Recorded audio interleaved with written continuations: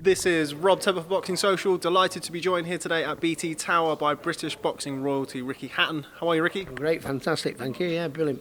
Just like to start the interview by congratulating you. Yeah, Grandad Hatton. Yeah, I didn't think I'd be a grandad at 39, but no, another addition to the Hatton household. Little Lila, she's absolutely gorgeous, and my son will be a very, very good dad. Yeah, and so very, very, very, very proud. Now, somebody who grew up and watched your fights, that makes me feel old, the fact that you're a granddad now. Yeah, I'm 40 next month as well. Just shows you how the how time flies. You know, life comes along so quick, and that's what I tell all my boxers in the gym. You know, I mean, don't be, get your foot down, get your head down, and dedicate yourself to this game because it'll be come and go so quick.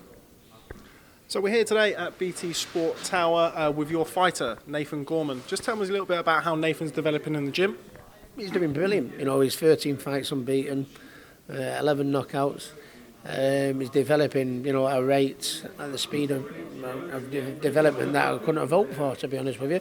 I think the most difficult part will be trying to hold him back, to be honest with you. But I mean, if he's good enough, between myself and Frank Warren, who are looking after him, I think we've seen enough boxing to know when the right time is, to let him off the leash. But at the minute, I'm just happy to leave him where he is at the minute. He's developing well, he's improving all the time, and he's been getting some great sparring. David Price, Derek Chisora, Dave Allen, Hughie Fury, and I think those lads that have been very, very kind to help him with the sparring, I think is part of the reason why he's developing so quick. Yeah. Now, somebody that is always sort of linked to Nathan Gorman is Tyson Fury, who we're also here today to talk about his fight coming up with Deontay Wilder. Just your thoughts on that fight. Just waiting for a date and an announcement, but by all accounts it is on. Yeah, I believe it's on. Frank said it's on, and I take Frank's word, for that. But I think it's brilliant. I think the fact that in such a short space of time, in about 18 months, Tyson's lost 8 stone in weight, battled all his problems outside of the ring, had 2 warm-up fights, and then December, he could be WBC champion of the world again, all in the space of 2 years. And with everything that has gone on, that would be a massive, massive achievement. Now, it's something that I've spoken to you about previously with Tyson, kind of sort of similarities between yourself and the issues that you've had in your life and career and with Tyson. Just how pleasing is it for you to see him where he is now, coming back and, as you say, on the verge of fighting for the WBC World title? Very pleasing as a friend, The main thing is, your health is your wealth, and to be honest, the main thing is that he was in such a nice place, and he's in such a nice place. But not only what makes the achievement of getting himself back on track is he's got himself back on track, and he's been able to perform and achieve and do what he's done. That's astronomical achievement. So I'm very, very proud of him, and I think he'll go to Vegas. I think he'll win against Wilder, and I think he'll do as proud again.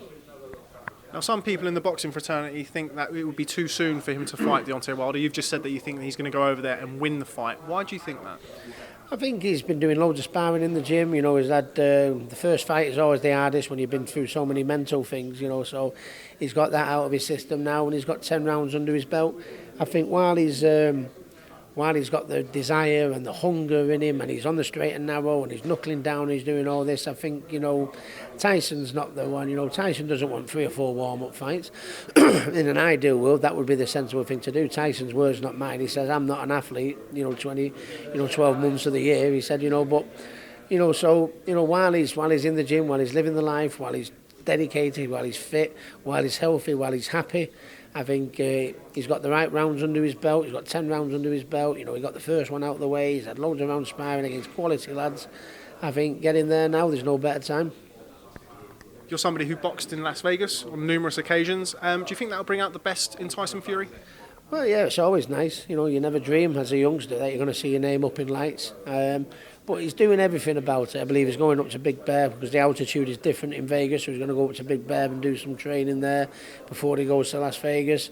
He's doing everything. He's doing everything right, to be honest with you. And it'd be a shame, to be the heavyweight champion of the world and hang the gloves up and not experience the Las Vegas atmosphere, if you like. So. That was always one of my main goals, was to become a world champion and do what I did. But I used to see Ray Leonard and Hagler and Hearns and Muhammad Ali and Tyson, see the names up in lights in Vegas. I was very proud to see mine, and Tyson will feel the same when he sees his. Just final thought on the fight that's tomorrow, also in Las Vegas, Canelo versus Golovkin, live on BT Sport. What do you make of the rematch? I think it's a 50-50 fight. I think it'll be a very close fight.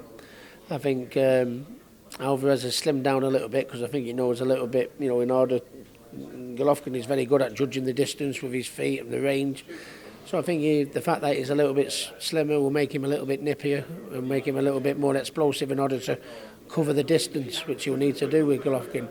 So I think he's set his style out well, but I think if anyone can adapt a little bit more, I think Golovkin is a very, very intelligent fighter. I don't think he's just a punching machine. I think he's very, very intelligent, and I think if anybody has got the better boxing brain, I think it's Golovkin, and I think he'll be able to adapt and adapt from the last performance from the first fight, if you like. So I wouldn't say with any degree of confidence, but if I had my last pound, I think I'd just edge towards Golovkin. Okay, well, Ricky the Hitman Hatton, I appreciate you've got to go and catch your train, so appreciate your time. Thanks very much for speaking to Boxing Social, and congratulations again. Thanks, Rick.